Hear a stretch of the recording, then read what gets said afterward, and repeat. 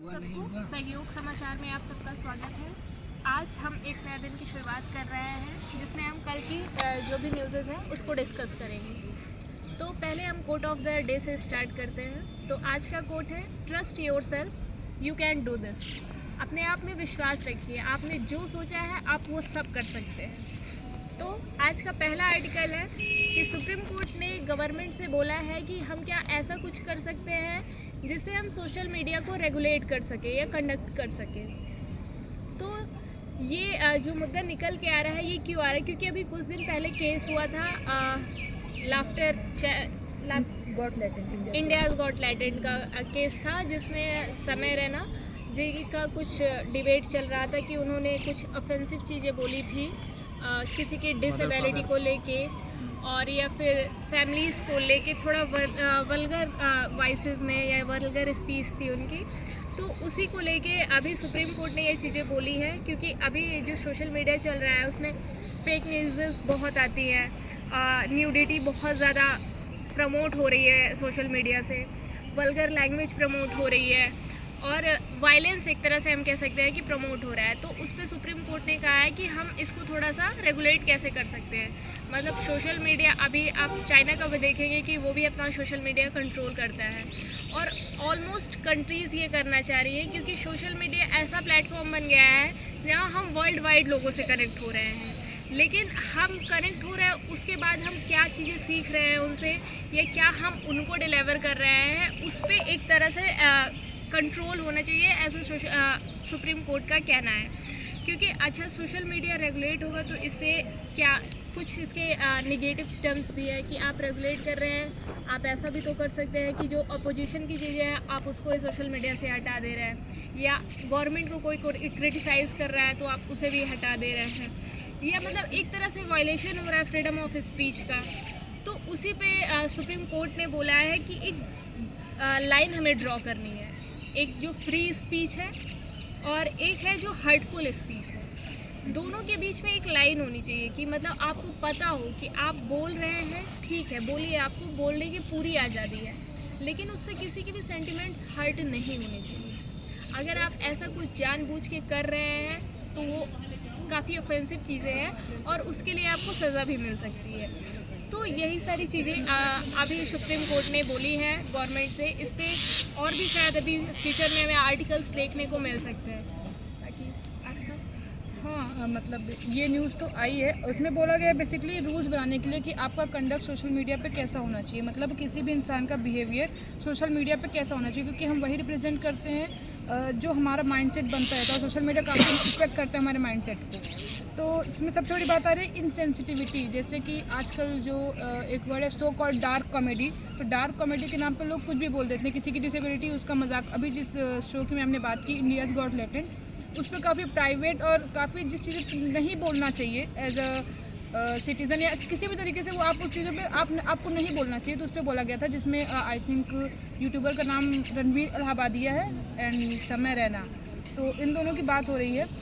इस पे पहले जो केसेस हुए थे उसके बाद तो इसमें इनसेंसिटिव बोला गया कि आप साउथ में कोई बीमारी है, पूरा केस तो ये था कि साउथ की कोई बीमारी है जिसका इलाज भी बहुत मुश्किल होता है। आई थिंक 5 लाख या 15 लाख, मुझे एग्जैक्ट नहीं याद आ रहा है, इतना होता है। तो उस बीमारी का वो मजाक उड़ा रहे थे किसी को। तो इस बात पे आया कि इनसेंसिटिव, मतलब लोग बोलते हैं कि हमारे ये डार्क कॉमेडी है और ये हमारे यूथ को काफ़ी इफेक्ट कर रहा है। इसलिए सुप्रीम कोर्ट ने दिया है कि आपको सोशल मीडिया पे हर इंसान का कंडक्ट या बिहेवियर सेट करना चाहिए कि ये हो। बहुत लोग बोल रहे हैं कि हमारे फंडामेंटल राइट्स के अगेंस्ट है, मतलब हमारे फंडामेंटल राइट्स हमें ना फ्रीडम ऑफ एक्सप्रेशन का, बट वही है कि किसी को हर्टफुल या इनसेंसिटिव बात नहीं बोलनी है। फ्रीडम ऑफ स्पीच है, इसका मतलब ये नहीं कि हम किसी को हर्ट कर दें या इनसेंसिटिव होकर किसी के बारे में कुछ बोल दें।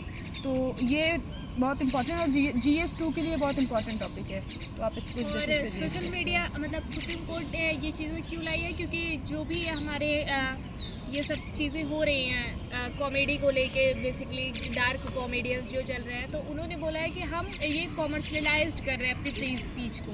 तो उस पर सुप्रीम कोर्ट ने कहा है कि देखिए जो भी कॉमर्शलाइज्ड चीज़ें हैं उन पर रूल्स बने हुए हैं, तो इस पर भी रूल्स बनने चाहिए, ऐसा सुप्रीम कोर्ट का कहना है अभी। तो अगला आर्टिकल है हमारा, stealth frigate Udaygiri Himgiri to join navy today. अच्छा, ये क्या है स्टील्थ? क्या है स्टील्थ? मतलब जो भी हमारा ये कोई भी शिप्स है उस पे एक ऐसी कोटिंग लगा दी जाती है जिससे वो विजिबल नहीं होते हैं, और मतलब जो रडार उनको विजिबल नहीं कर पाती है। हाँ, और ये फ्रैगेट्स क्या है? फ्रैगेट्स है मतलब ये मिड साइज वॉरशिप होते हैं और इनकी स्पीड बहुत फास्ट होती है और ये बहुत क्विकली रिएक्ट करते हैं। और इंडिया ने मतलब प्रोजेक्ट 17 अल्फा फ्रैगेट्स P-17A इसका नाम है, ये लॉन्च किया गया था इंडियन नेवी के द्वारा 2019 में। और इसको 2 कंपनीज अभी बना रही हैं, वो है मेजागॉन डॉक शिप बिल्डर मतलब MDL and garden reach ship builders and engineers GRSE। Okay, और इसके ये फ्रैगेट्स क्या होते हैं कि इससे आप हर तरह की मिसाइल्स को लॉन्च कर सकते हैं। और इसमें जो हो रहा है 75% इसके जो पार्ट्स हैं वो इंडिया में ही बन रहे हैं। बेसिकली जो हमारे MSMEs हैं वो सपोर्ट कर रही हैं हमको ये बनाने में। और टोटल 7 शिप आती हैं इसके अंदर। कौन कौन सी हैं आप नोट कर सकते हैं? INS Nilgiri, INS Himgiri, INS Udayagiri, INS Dunagiri, INS Taragiri, INS Vindhyagiri, INS Mahendragiri. ये 7 है जिसमें INS नीलगिरी लॉन्च हो चुकी है, सबसे पहले यही लॉन्च हुई थी।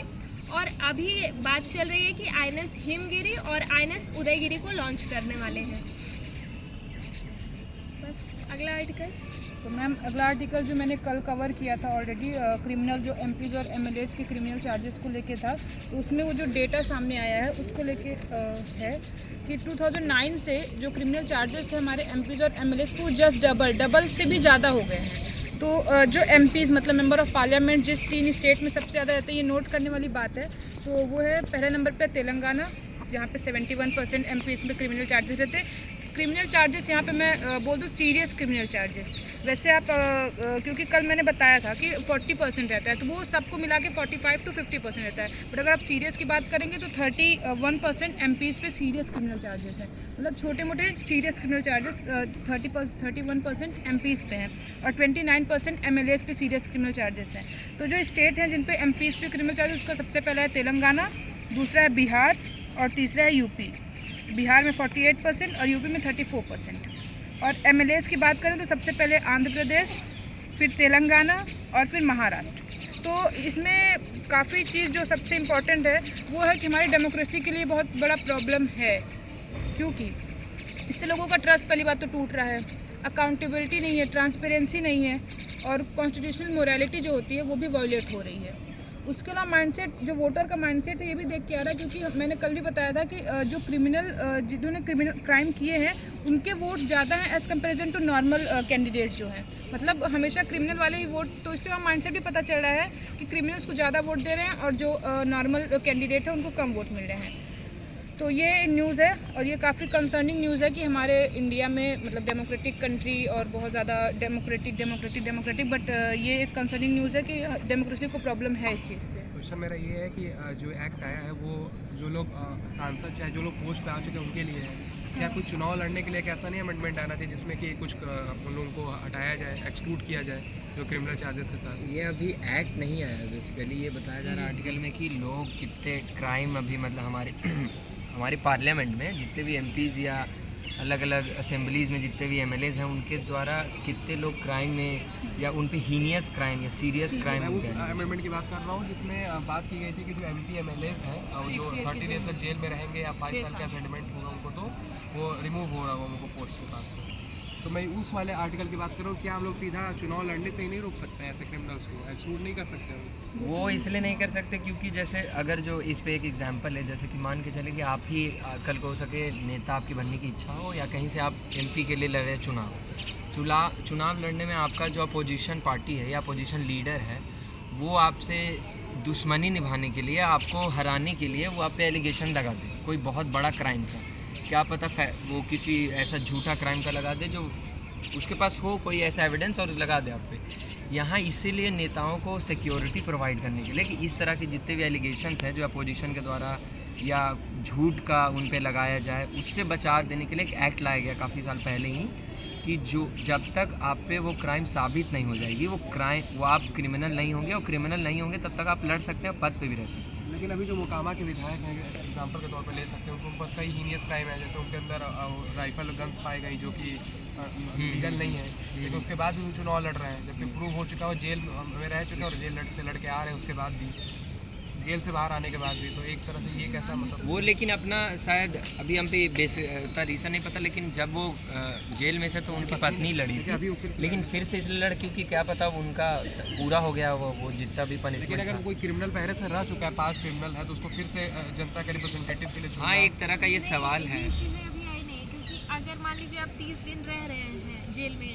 और उसके बाद आपको आपके पद से हटा दिया जा रहा है, 35वें दिन आपको बेल मिल जा रही है, तो आप वापस से अपने पद पे चुनाव लड़के आ सकते हैं। ऐसा अभी कुछ डिक्लेयर नहीं किया गया है बिल में कि आप नहीं लड़ सकते। नहीं, उनका कहना है कि जो जैसे लीडर्स हैं जिन पे साबित हो गई कि वो क्राइम कर रहे हैं और पनिशमेंट वो काट के आ रहे हैं उतना, उसके बाद उनको क्यों लड़ने दिया जा रहा है, ये उनका कहना है कि जो ऑलरेडी साबित हो चुके ये क्राइम किए हैं, अभी बिल में क्लियर तो क्या पता वो दोबारा क्राइम करें। नो डाउट ये कि सवाल ऐसे है। अभी हमारे पास ऑलमोस्ट नेता ऐसे हैं जिन पे क्राइम के चार्जेस है, सबके ऊपर है। प्रूव्ड भी है कई सारे, ऐसा नहीं कि अनप्रूव्ड है, उसके बाद भी उनको चुनाव लड़ने इसलिए दिया तो जा बोला गया माइंडसेट ऑफ वोटर, डेमोक्रेसी वो की हमारे failure हो वोटर्स रहा को है। इतना अवेयर होना चाहिए ना कि अगर कोई क्राइम आपको पता है वो क्रिमिनल, तो उसको वोट क्यों दे रहे हैं। तो अभी यहाँ पे यही डेटा बार बार आ रहा है कि वोटर्स जो होते हैं वो जो क्रिमिनल चार्जेस वाले जो कैंडिडेट है उनको ज़्यादा वोट मिल रहा है, मतलब उनको आई थिंक 17% क्रिमिनल चार्जेस वाले को मिल रहा है और 3% सिर्फ नॉर्मल कैंडिडेट्स को। तो हमारे वोटर्स भी तो अवेयर नहीं है। वोटर अवेयरनेस वोटर्स अवेयर नहीं है, लेकिन सुप्रीम कोर्ट तो अवेयर है, वो गार्जियन ऑफ द कॉन्स्टिट्यूशन है। दिक्कत ये है कि गार्जियन ऑफ कॉन्स्टिट्यूशन तो वो है, लेकिन सबसे ऊपर हमारी पब्लिक है, वही हमारी पीपल ऑफ इंडिया सबसे ऊपर है।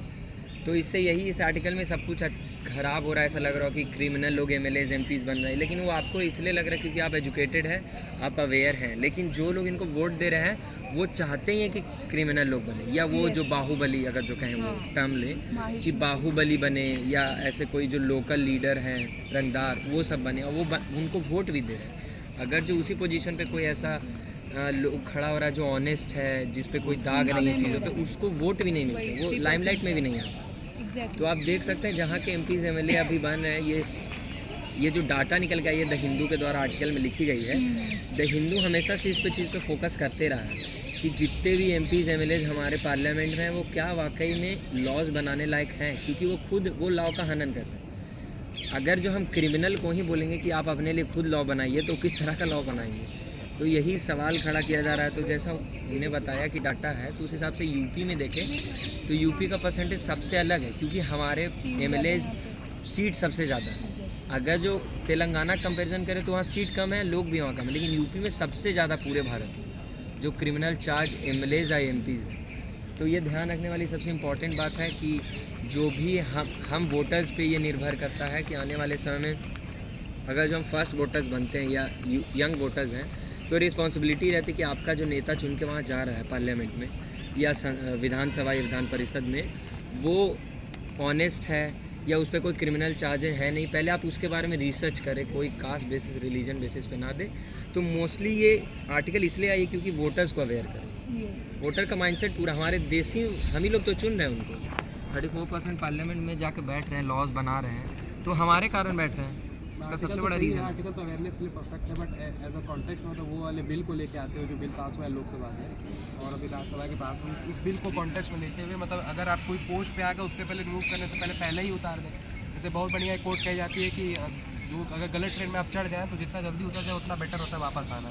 तो आप सीधा कोई क्रिमिनल को पहले चुनाव लड़ने की अनुमति दें, फिर उसको पार्लियामेंट में लेके जाएँ, फिर उसको रिमूव करें, उस पर क्रिमिनल चार्जेस लगा करके चला गया हो, तो उससे पहले ही अगर उसका क्रिमिनल बैकग्राउंड उसको एक्सक्लूड कर दिया जाए तो ज़्यादा बेटर होगा। दिक्कत यही है ना कि चीज़ें अचानक से इतना बड़ा एक्शन उठाने से बहुत बड़ा कॉन्सिक्वेंस निकल के ये सर, है। ये तो बातें बहुत देर से चले आ रही है, आज की बात नहीं है, ये सालों नहीं, सालों से पहले 2009 का अगर जब डाटा निकाल के देखें तो 2009 में मात्र 14% MPs MLAs ही जो थे उन पर सीरियस क्रिमिनल चार्जेस थे, लेकिन चीज़ें अब ज़्यादा बढ़ी है। तो अब इसलिए डिबेट डिस्कशन इस पर स्टार्ट हो गया है, और सुप्रीम कोर्ट भी साल दर साल नई नई वर्डिक्स निकाल, उसमें कहना यही है कि आप इसके लिए लॉ लाइए, जो भी अगर जो किन्हीं पे बहुत बड़ी क्रिमिनल जैसे कि रेप चार्जेस हो, मर्डर हो, उनको ना अलाउ दिया जाए जब तक उन पे वो चीज़ें साबित ना हो जाए। उनको ना ही ऐसा कि बैन किया जाए पॉलिटिक्स से, ना ही ऐसा कि उनको लड़ने दिया जाए। तो चीज़ें अभी चल रही है, लेकिन यही है कि अगर जो सुप्रीम कोर्ट इसमें आ गई सुप्रीम कोर्ट इसमें आ गई तो फिर यहाँ लॉ बना देगी, फिर वही पार्लियामेंट और सुप्रीम कोर्ट के बीच बहस चालू हो जाएगी। और अगला आर्टिकल इसी से रिलेटेड है। सर ने जो लाइन बोली कि डिबेट चल रहा है पार्लियामेंट और सुप्रीम कोर्ट के बीच में, अगला आर्टिकल यही है कि जो सुप्रीम कोर्ट का काम था वो जुडिशियल रिव्यू देना था। जो भी बिल्स बन रहे हैं, बिल बनाना उसका काम कभी नहीं था। और ऐसा था कि जुडिशियल रिव्यू जो होना चाहिए वो एक्सेप्शन होना चाहिए, मतलब सारी चीज़ें पहले पार्लियामेंट को खुद डिसाइड कर लेना चाहिए। जब कोई रिजल्ट ना निकले तब हमें जुडिशियल रिव्यू के लिए जाना चाहिए। लेकिन अभी ऐसा क्या हो रहा है कि कोई भी लॉ बन रहा है तो उस पर तुरंत फाइल हो जा रहा है चीज़ें और तुरंत उसे जुडिशियल रिव्यू के लिए डाल दिया जा रहा है। कोई भी बिल बन रहा है, ज़्यादातर बिल्स में यही हो रहा है। तो जो ऑलमोस्ट अभी जो 35 सेंट्रल एक्ट है वो चैलेंज किए गए हैं जुडिशियल रिव्यू के लिए। तो यही चीज़ें कही गई है कि ये था कि अभी जो हमारे पार्लियामेंट में डिबेट्स होनी चाहिए बिल्स को लेके, वही नहीं हो रही। क्योंकि अभी पार्लियामेंट में जो हो रहा है, जो भी गवर्नमेंट है, अपोजिशन है, अपोजिशन को क्या काम करना चाहिए, बिल जो बन रहा है उसकी आप पूरी स्क्रूटनी कीजिए कि चीज़ें सही हो रही है या नहीं हो रही। लेकिन अभी ऐसा हो गया है कि गवर्नमेंट और अपोजिशन बस पार्लियामेंट में एक दूसरे से लड़ने आ रहे हैं, ऐसा माहौल बना दिया जा रहा है। वो चीज़ें नहीं हो रही हैं। और अभी ऐसा कोर्ट के साथ ऐसा हो गया है कि वो एक तरह से लेजिस्लेचर का ही रोल प्ले कर रहा है कोर्ट हो के भी। तो उन्हीं सारी चीज़ों पे मतलब मुद्दा बनाया जा रहा है और पार्लियामेंट को बस एक पॉलिटिकल थिएटर बना के रख दिए हैं। क्योंकि ऑपोजिशन का काम क्या है, जो भी बिल पास करवाए जा रहे हैं आप उसको देखिए जनता के लिए वो सही है या नहीं है। ऐसा हो रहा है कि बिल पास हो रहा है, उसके बाद वो तो है जुडिशियल रिव्यू के लिए चले जा रहे हैं। वहीं के MPs MLA जो भी लेजिस्लेचर में बिल्स बन रहे हैं वो चले जा रहे हैं जुडिशियल रिव्यू के लिए। उसके बाद उसी मतलब लेजिस्लेचर के MPs उस पर फाइल कर रहे हैं कि नहीं ये चीज़ें नहीं होनी चाहिए। तो आप जब ये बिल्स बन रहे थे तब कहाँ थे? तब भी तो आप उसी लेजिस्लेचर का मेंबर थे, तब भी तो आपको चीज़ें देखनी चाहिए थी, आपको बताना चाहिए था कि नहीं ये चीज़ें गलत है, ये ऐसे से ऐसे नहीं होना चाहिए था। और जो भी बिल्स बन रहा है उसका जो वेग रह जा रहा है, मतलब उसमें वर्ड्स को डिफाइन ही नहीं कर रहा है, डिफिनीशन ही नहीं दे रहे हैं, बिल्स में लिख दे रहे हैं। वो एक मतलब कंसर्न निकल के आ रहा है कि आप कोई बिल बना रहे हैं तो उसको अच्छे से एक्सप्लेन कीजिए कि ये चीज़ें हैं। और जो एक इनकरेंट क्लॉज हो रहा है, मतलब क्लॉज में ऐसा हो जा रहा है कि एक ही बिल के कई क्लॉज बना रहे हैं वो, और उसके बाद जो उसी के क्लॉज उसी बिल को कॉन्ट्रडिक्ट कर रहे हैं। तो वो चीज़ें हैं। और